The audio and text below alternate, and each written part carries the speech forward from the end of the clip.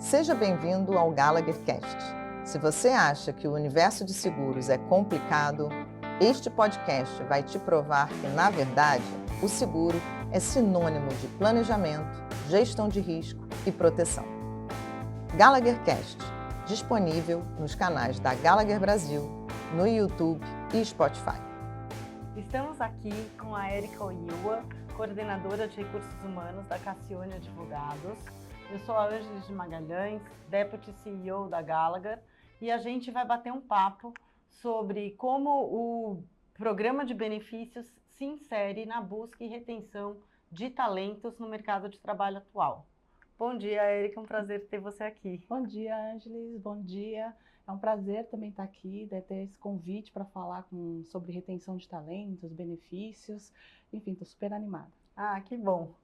Bom, então, começando aqui o nosso bate-papo, a ideia, Érica, é que a gente fale um pouquinho sobre, né, como um programa de benefícios. Eu acho que hoje o colaborador, a pessoa que está em busca de uma nova colocação, ou mesmo se fica ou não na empresa que está, ele pondera uma série de coisas e não mais só o salário, né? Não só aquela remuneração, o ganho financeiro, mas sim as outras coisas que a empresa pode proporcionar. Fala um pouquinho dessa visão sua do lado de atração de pessoas. Como você acha que isso está se inserindo no momento atual? Sim, não, nós tivemos muitas mudanças, assim, de vários anos para cá, né, nessa questão, né? Teve uma época que realmente a remuneração era super importante e as pessoas só se movimentavam por conta da remuneração, e hoje em dia eles têm um foco muito maior. Até parece um pouco clichê falar, né, na questão do equilíbrio, né, da questão da vida pessoal com a vida profissional. E isso envolve também todas essas questões de saúde, não só saúde física, né, saúde mental, saúde financeira, enfim, a questão do ambiente de trabalho também, né, de ter um ambiente mais saudável, um ambiente mais acolhedor, né, no modo geral. E aí você acha que, dentre, por exemplo, a escolha dos benefícios que a empresa tem, né, vocês têm um plano de saúde assim, que é diferenciado em relação ao mercado, e pagam um preço por isso, né?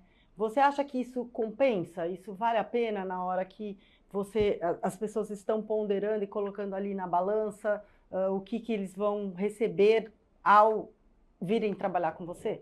Com certeza, isso acho que conta muito, mas ele é uma parte do pacote de benefícios, né?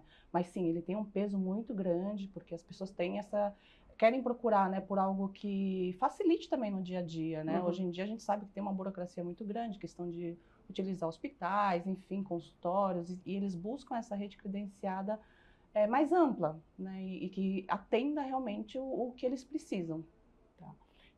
E essas, às vezes, que a gente chama de assistências que vem embutido nos produtos, elas hoje em dia também estão sendo utilizadas pelas pessoas, né? Às vezes até uma assistência à viagem que está embutido dentro do plano de saúde, então quando a pessoa vai viajar com a família, não tem esse custo adicional de estar contratando, né?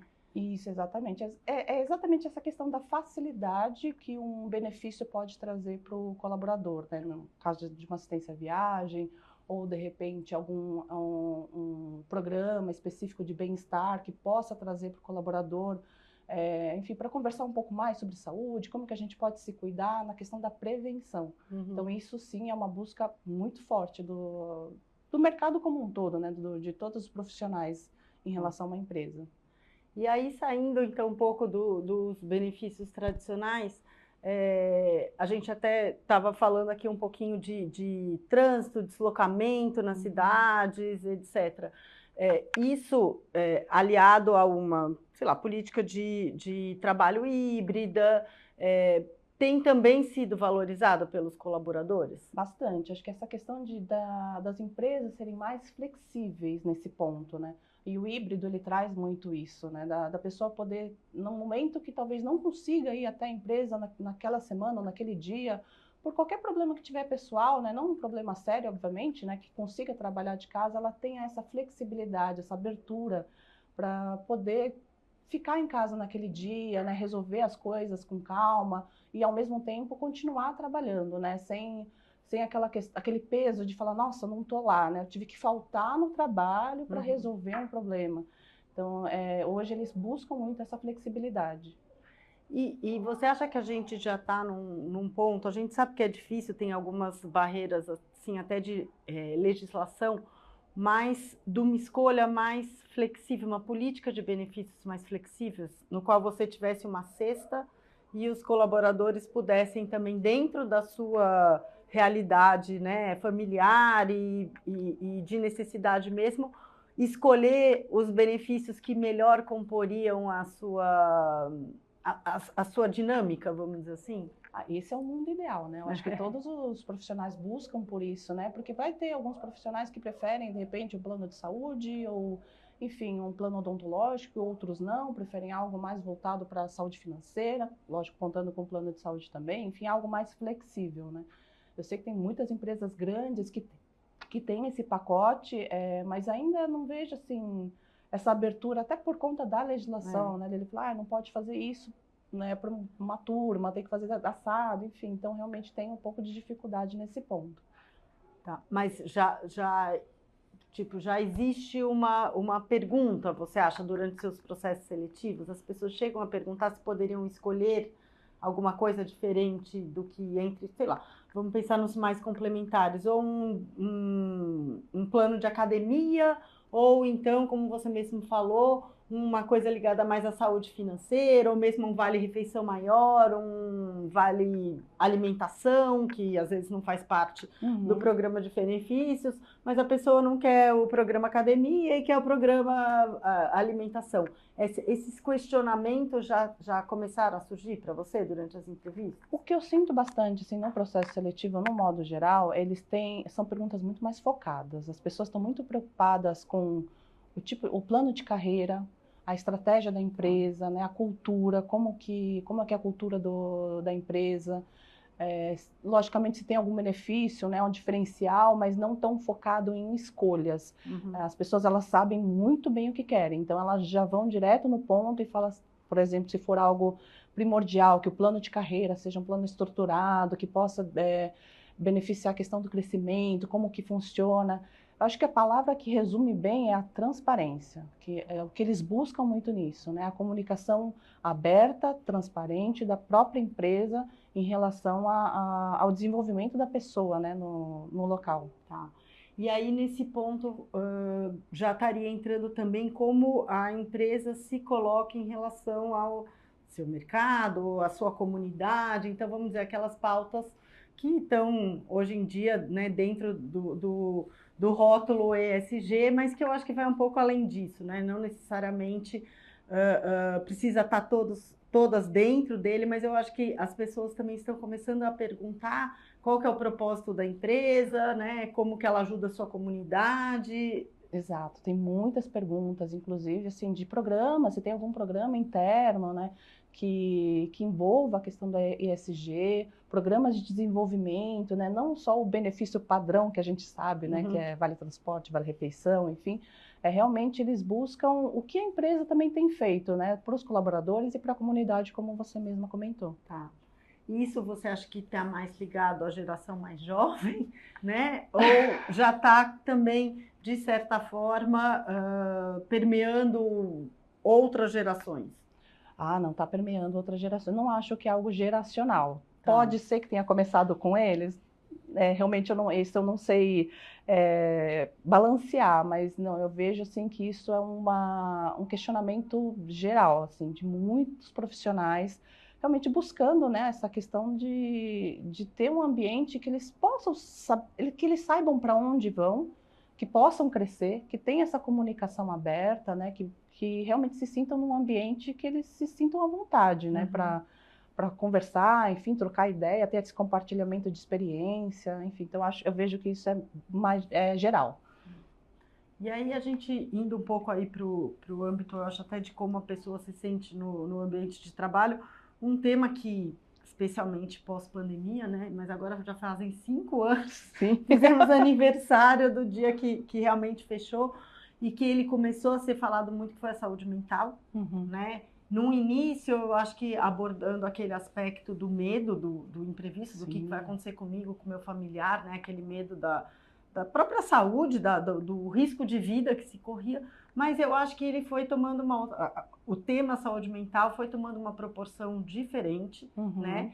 E, com relação a pressões, né, que a pessoa pode estar recebendo, que seja familiar, que seja do ambiente de trabalho, que seja de colegas, né? A saúde mental hoje em dia eu acho que é muito valorizada pelo colaborador. Às vezes ele pode até abrir mão de uma remuneração, mas por estar num ambiente mais, eu acho que você falou no começo, acolhedor. Você também sente isso? Realmente, o pós-pandemia, que já, né, 5 anos já que aconteceu, né, e realmente foi algo bem assustador para todo mundo, mas isso abriu portas para as pessoas a não lidarem com a saúde mental como um tabu. Antes, realmente, era, nossa, essa pessoa está se sentindo pressionada, tem sintomas depressivos, as pessoas, elas não falavam muito sobre, né? Não, aí uma opinião própria, né? Talvez um sentimento de fraqueza, não estou dando conta, né, das atividades, né, do dia a dia. E pós-pandemia, elas começaram a ver que, sim, podem começar a falar sobre isso, tá aberto. Lógico, todo mundo foi aprendendo, né, nesses 5 anos, né, de como lidar com isso. Eu acho que ainda a gente está aprendendo bastante. Afinal, saúde mental não é algo que a gente consiga ver, né, que nem, quebrei o pé, enfim, bati a mão, algo físico. Então, a gente ainda está aprendendo bastante, mas eu não vejo mais como um tabu. As pessoas estão falando mais. E as empresas estão se preocupando mais com essa questão, né? De justamente trazer essa conversa mais na mesa, de falar assim, como que a gente pode enfrentar a questão de jornada, né? Tá equilibrada. A gente está se preocupando mais com os nossos colaboradores em relação às equipes, né? Estão sobrecarregadas, não estão. Então, realmente, eles estão trazendo isso mais para a mesa. Tá, é importante, né? Porque aí eu acho que você consegue também evoluir em ter uma pessoa mais completa até. E traz, no final do dia, uma produtividade também maior para o ambiente de trabalho, né? Quando ele é mais aberto, como mesmo você disse, né? Sim, abrindo para a comunicação, né? Entre gestor e o colaborador, né? O que antes podia ser algo assim difícil, né? Nossa, eu não vou falar para o meu gestor que eu não estou passando por uma situação X em casa que está me deixando mal, ou aqui, enfim. Isso acaba abrindo mais essa porta entre os dois mundos, né? Vamos dizer assim, né? Ou entre o gestor e o colaborador, e entre as pessoas também, né? É justamente essa busca, né? Essa comunicação mais transparente. Eu posso falar que eu não vou conseguir fazer determinada coisa, eu não estou bem naquele momento. É importante.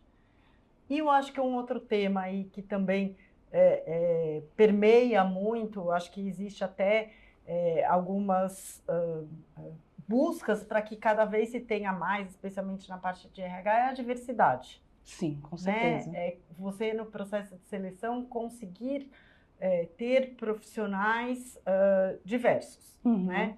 E aí, imagino que qual que é a dificuldade maior que você acha nesse sentido de que você precisa, vamos dizer, fazer um recrutamento, acomodar uma vaga e, ao mesmo tempo, também ter esse olhar de atrair pessoas novas, com ideias diferentes, ou até com perfis diferentes do que seria o inicial da empresa, para que ele possa ser um ambiente efetivamente diverso, né? Sim. Então, assim, como que você acha que é esse turning point de você passar a ser, de repente, uma opção de escolha para uma pessoa que, a princípio, não tinha pensado, talvez, numa atividade tão tradicional como um de advocacia ou num escritório de advocacia para estar desenvolvendo as suas funções?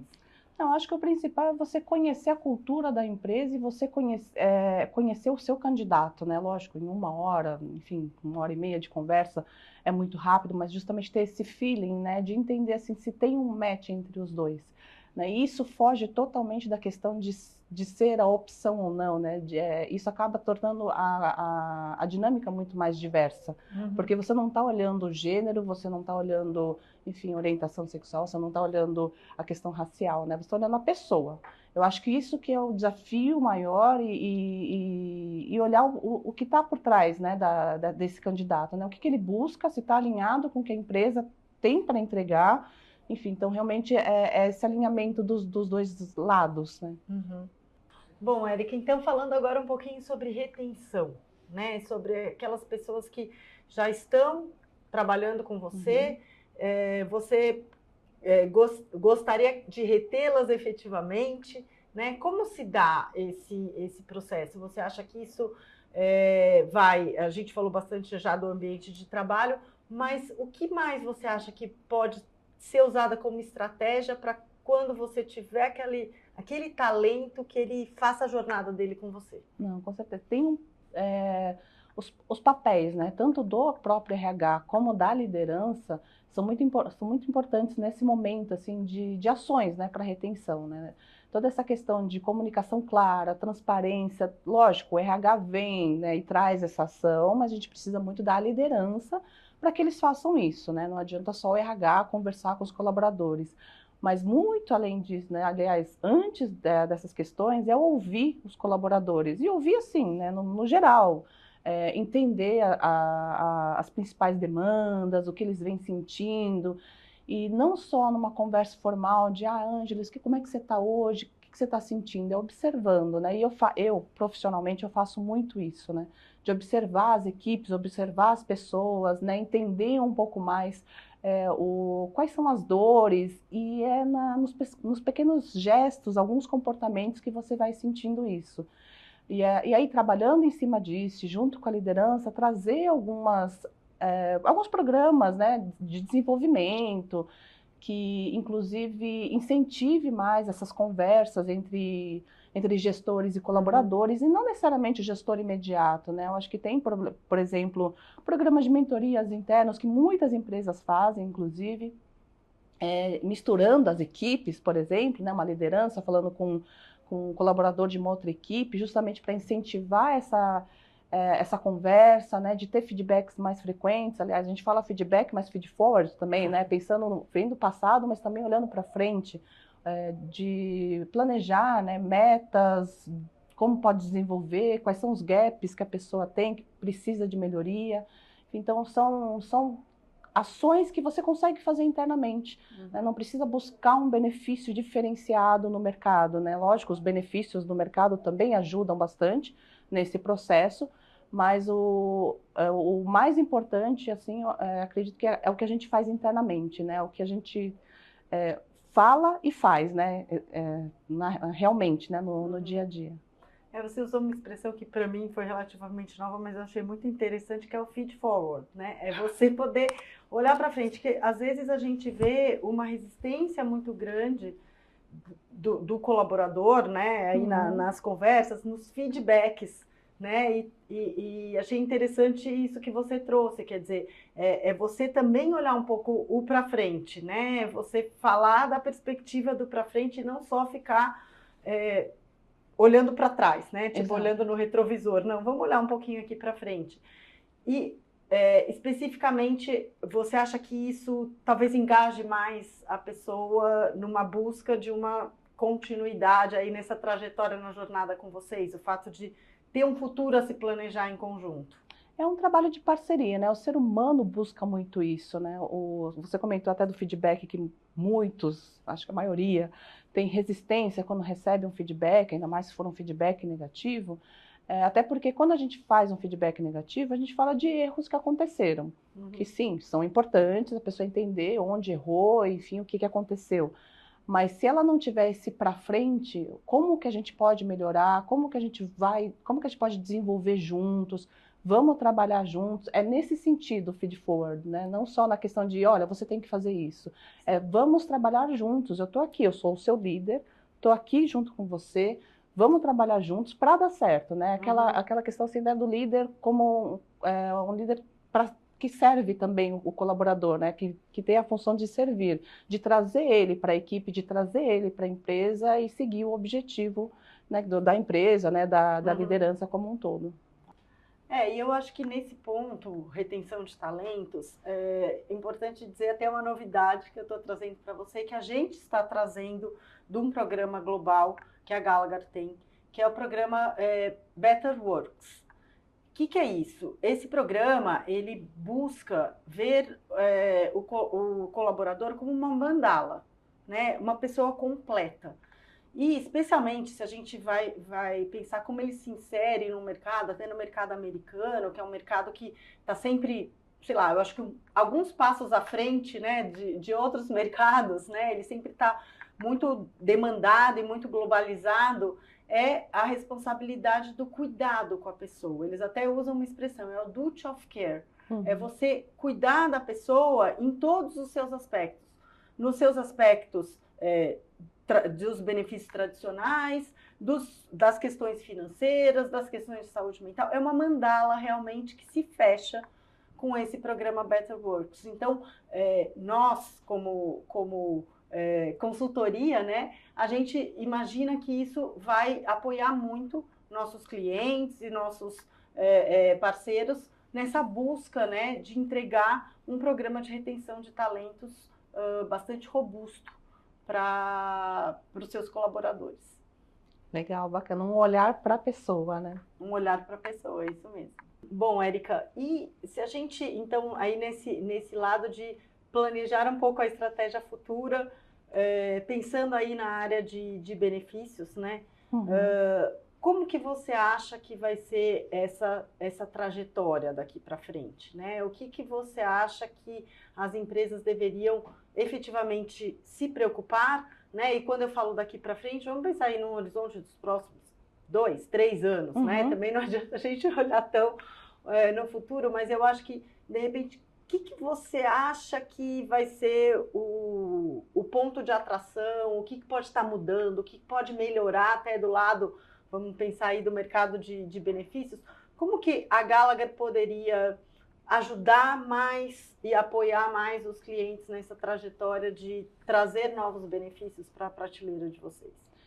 Eu acho que exatamente juntando tudo que a gente falou, né? Olhar para os profissionais, né, de uma forma completa, né? Ele como um todo, assim, saúde física, saúde mental, saúde financeira, enfim, toda essa questão de trazer para a comunicação, de trazer para, enfim, deixar aberto mais essa questão de a pessoa poder falar, né, todas as dores que estão sentindo, dores assim no modo geral, né, dificuldades que a pessoa tem, é justamente ter esse olhar muito mais global da pessoa em si, né, olhar para a pessoa, né, não, estou falando tanto profissional, né, o profissional parece tão frio, mas olhar para a pessoa. Então acho que isso que as empresas estão se preocupando cada vez mais, e inclusive vocês, né, a Gallagher também está trazendo bastante essas questões para justamente a gente conseguir ter aí essa parte de retenção, né, e as empresas conseguirem mesmo reter, engajar e motivar cada vez mais os colaboradores. Muito bacana. Queria agradecer a sua participação, a sua presença, essa troca que foi muito boa, e muito obrigada, Érica, de você ter contribuído aqui para o nosso podcast.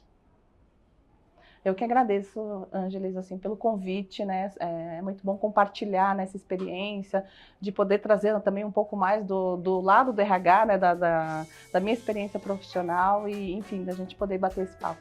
Obrigada. Obrigada.